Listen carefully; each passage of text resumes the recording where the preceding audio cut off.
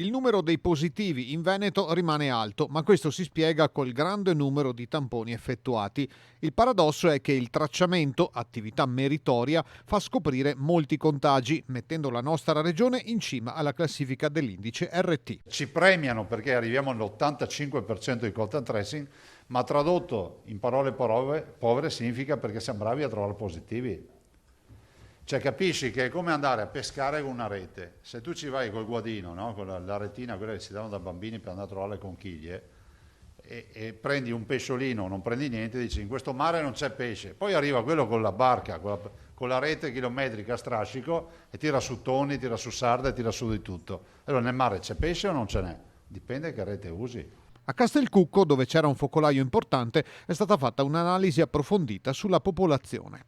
Ne è venuto fuori che il 3,55% della popolazione è positiva.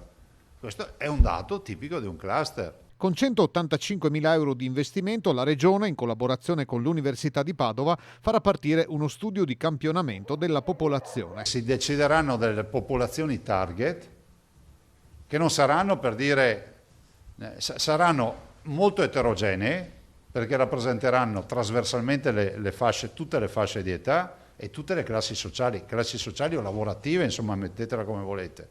I soggetti da arruolare su base volontaria saranno almeno 3.000 in tutto il Veneto.